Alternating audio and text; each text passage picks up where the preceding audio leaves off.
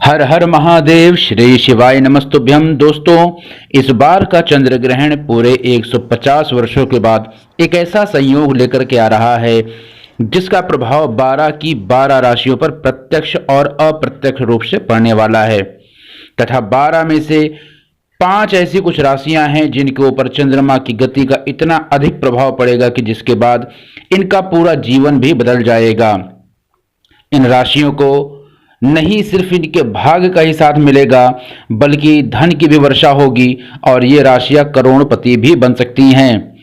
अगर ज्योतिषों की बात माने तो इनके जीवन में बड़ा उलटफेर भी हो सकता है, जबकि अन्य वो राशियां जिनके ऊपर चंद्रमा की गति का विपरीत प्रभाव भी पड़ सकता है।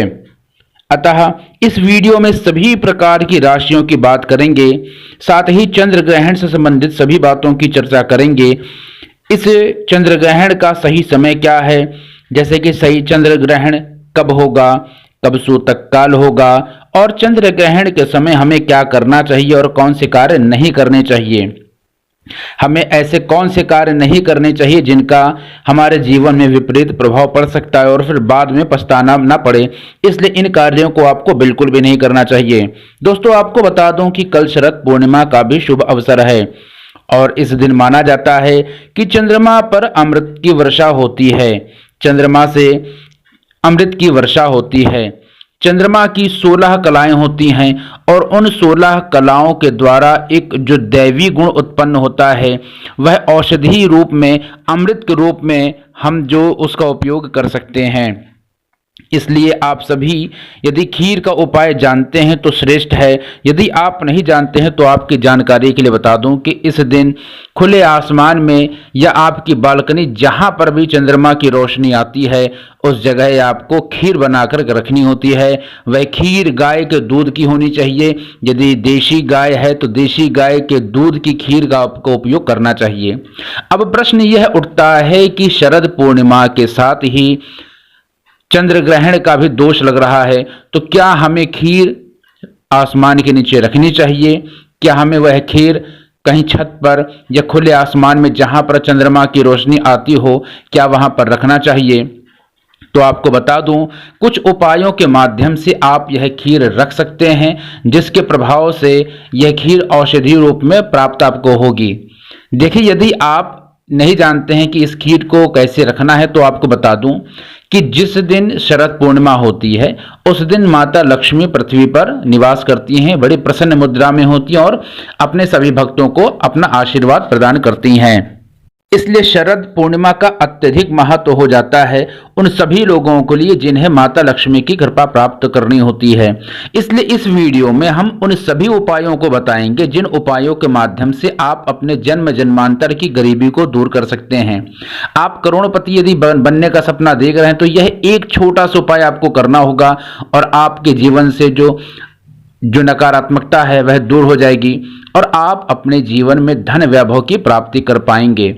आप अपने घर से धन की समस्या को हमेशा के लिए दूर कर सकेंगे और आपके आने वाले समय में आपको सकारात्मक प्रभाव देखने को मिलेगा। इसलिए इस वीडियो को पूरा देखिएगा और अगर अभी तक आपने चैनल को सब्सक्राइब नहीं किया तो सब्सक्राइब करके वीडियो को लाइक भी कर दीजिएगा और कमेंट बॉक्स में माता लक्ष्मी की जय अवश्य लिखिएगा या लक्ष्मी नारायण जी की जय आप लिख सकते हैं। देखिए साथियों, दुविधा बनी हुई है कि पूर्णिमा यानी जो शरद पूर्णिमा पड़ रही है उस दिन तो चंद्र ग्रहण भी है, तो क्या यह खीर हमें उस खुले आसमान के नीचे रखनी चाहिए जहां से चंद्रमा की रोशनी उस खीर पर पड़े? तो इस दुविधा को दूर करने के लिए आपको बता दूं कि सूतक काल जो पड़ रहा है उसके पहले, अर्थात चंद्र ग्रहण में सूतक काल 9 घंटे के पहले से प्रारंभ हो जाता है, तो आपको सूतक काल प्रारंभ होने से पहले यह खीर बना लेनी है और इसमें आपको तुलसी दल रख देना है और फिर आपको यह जो खीर आप रखना चाहते हैं तो उसको आप रख सकते हैं खुले आसमान के नीचे। और चंद्र ग्रहण प्रारंभ होने से पहले, जिसको आपको मैं आगे वीडियो में बताऊंगा कि कब चंद्र ग्रहण का पूर्ण समय कब से लग रहा है और कब से इसकी समाप्ति है, सूतक काल का जो समय, सारी चीजें आपको इस वीडियो में आगे को समझ में आएगी। तो मैंने आपको बताया कि सूतक काल के प्रारंभ होने से पहले खीर बना लें, उसमें तुलसी दल डाल दें और तुलसी दल को डालने के बाद यह खीर आप खुले आसमान के नीचे रात्रि में रख सकते हैं, किंतु जब चंद्र ग्रहण प्रारंभ हो तो इस खीर को आप वहां से हटा सकते हैं और पुनः चाहें तो चंद्र ग्रहण समाप्त होने के बाद इसे रख सकते हैं और पूरी रात रखने के बाद सुबह उठ करके स्नान आदि करके इस खीर को आप ग्रहण कर सकते हैं, खा सकते हैं। किंतु इस बात का याद रखें कि इस खीर को ग्रहण करने से पहले आपको स्नान करना है और आपको अपने पूरे घर की अच्छे से साफ सफाई करनी है। पूरे घर पर आपको गंगा जल का छिड़काव कर देना चाहिए। इसके अलावा चंद्र ग्रहण समाप्त होने के बाद भी आप खीर बना करके उसमें तुलसी दल डाल करके रख सकते हैं और सुबह इसका प्रयोग स्नान आदि करने के बाद कर सकते हैं। ये तो रही खीर आपको किस प्रकार से प्रयोग करनी है। दोस्तों, मैंने आपको बताया कि 28 अक्टूबर 2023 को जो चंद्र ग्रहण पड़ रहा है यह कोई साधारण चंद्र ग्रहण नहीं है, यह एक महाचंद्र ग्रहण है। इस चंद्र ग्रहण को 12 प्रकार के शुभ व अशुभ संयोग बन रहे हैं। किसी किसी राशि में इसका बहुत ही सकारात्मक प्रभाव है, किंतु कुछ राशियों पर इसका विपरीत प्रभाव पड़ सकता है। अतः इस वीडियो में आपको कुछ ऐसे उपाय बताएंगे जिसे करने से इस सभी प्रकार के संयोगों का आपको सीधा फायदा मिलने वाला है। इसलिए इस वीडियो को स्किप मत करिएगा, जिससे आप इस उपाय को समझने में कोई त्रुटि ना कर दें। देखिए साथियों, 28 अक्टूबर 2023 को चंद्र ग्रहण के साथ ही शरद पूर्णिमा का भी बहुत ही प्यारा संयोग बन रहा है और माना जाता है कि इस दिन माता लक्ष्मी स्वयं पृथ्वी पर भ्रमण करती हैं और बहुत ही प्रसन्न मुद्रा में होती हैं और अपने सभी भक्तों को जो माता रानी का ध्यान करते हैं उनका कल्याण करती हैं। इसलिए चंद्र ग्रहण की रात या शरद पूर्णिमा की इस रात को आपको बहुत ही अचूक उपाय करना चाहिए। साथियों, 28 अक्टूबर को इस चंद्र ग्रहण में तंत्र शास्त्र के अनुसार बहुत ही असाधारण से परिणाम वाले उपाय आपके जीवन में आने वाले सभी कष्टों को समाप्त कर सकने की ताकत रखते हैं।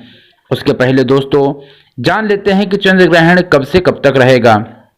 तो आपको बता दूं, चंद्र ग्रहण अक्टूबर की रात में यानी 28 अक्टूबर की रात 1:06 पर प्रारंभ होगा और 2:22 पर समाप्त होगा। मैंने आपको बताया कि जो चंद्र ग्रहण है उसका सूतक काल 9 घंटे पहले प्रारंभ हो जाता है, इसलिए दोपहर के 2:52 से ही यह सूतक काल प्रारंभ हो जाएगा और इस चंद्र ग्रहण का प्रारंभ 1:06 से है और इसकी समाप्ति रात को 2:22 पर है। इसलिए इस चंद्र ग्रहण की कुल अवधि की बात करें तो 1 घंटा 16 मिनट की यह अवधि होगी। तो आप इसके बाद खीर का वाला प्रयोग कर सकते हैं। देखिए साथियों, आपको बता दें कि ग्रहण के दौरान हमें क्या करना चाहिए और क्या नहीं करना चाहिए। तो ग्रहण के दौरान घर पर कोई भी ऐसी चीज नहीं लानी चाहिए जिससे घर पर नकारात्मक प्रभाव पड़े। आपको इस दौरान शराब, मीट, मछली इत्यादि नहीं लाने चाहिए। इस दौरान आपको कोई ऐसा कार्य नहीं करना चाहिए कि जिससे आपके घर पर नकारात्मक प्रभाव पड़े। आपको पूर्ण ब्रह्मचर्य का पालन करना चाहिए। सूतक काल से चंद्र ग्रहण तक के पूरे काल में आपको ब्रह्मचर्य का पूरा पालन करना चाहिए तथा आपको अपने घर पर खाने पीने की चीजों पर तुलसी दल का प्रयोग अवश्य करना चाहिए, जिसके प्रभाव से वह खाने पीने की चीजों पर नकारात्मक प्रभाव नहीं पड़ेगा। एक बहुत ही विशेष बात, यदि कोई स्त्री गर्भवती है तो उसे क्या करना चाहिए।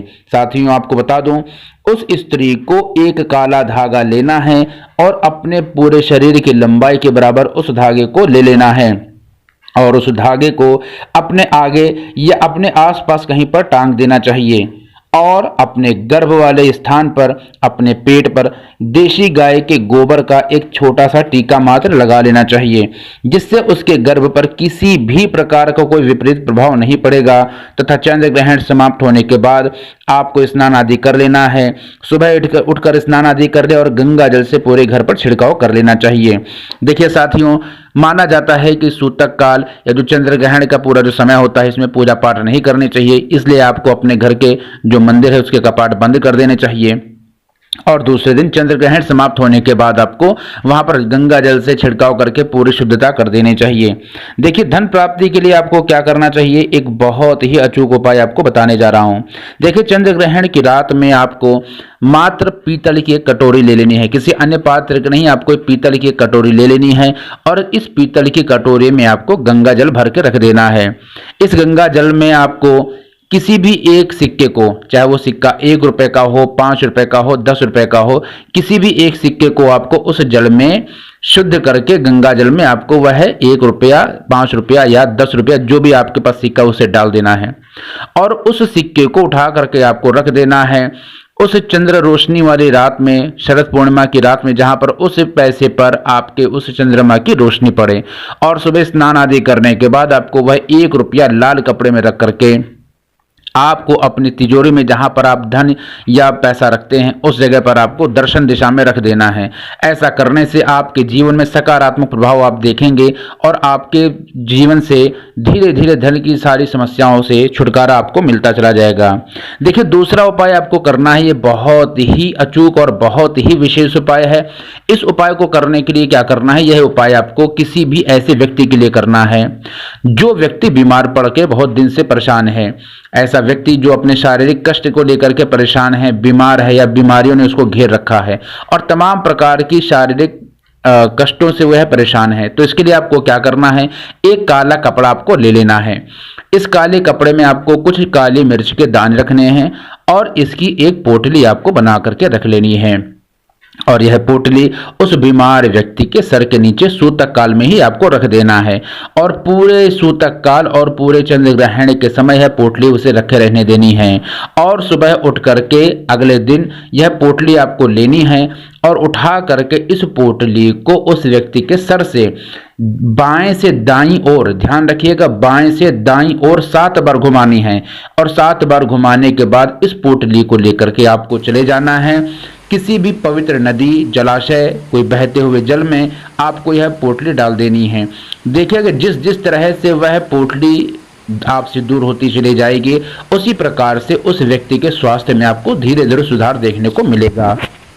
अब अंत में साथियों, उन राशियों के बारे में पहले बात कर लेते हैं जिनके जीवन में बहुत सकारात्मक प्रभाव इस चंद्र ग्रहण के अंतर्गत चंद्रमा की गति से प्रभाव पड़ने वाला है। देखिए, पहली राशि की बात करते हैं तो है मिथुन राशि।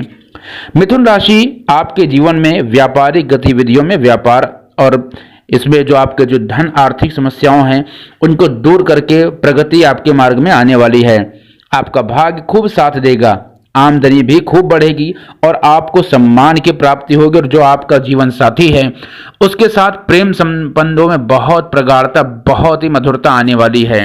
यदि बात करते हैं कन्या राशि की तो आपके जीवन में धन की वृद्धि होने वाली है, दाम्पत्य जीवन बहुत सुखी और प्रेम संबंधों में वृद्धि होने वाली है। आप बड़े पराक्रमी होकर के साबित होंगे। आपके जीवन में विद्या की जो सफलता के लिए आप प्रार्थना कर रहे हैं, किसी नौकरी की तैयारी कर रहे हैं, तो आपको अपने जीवन में यह सफलता मिलने वाली है।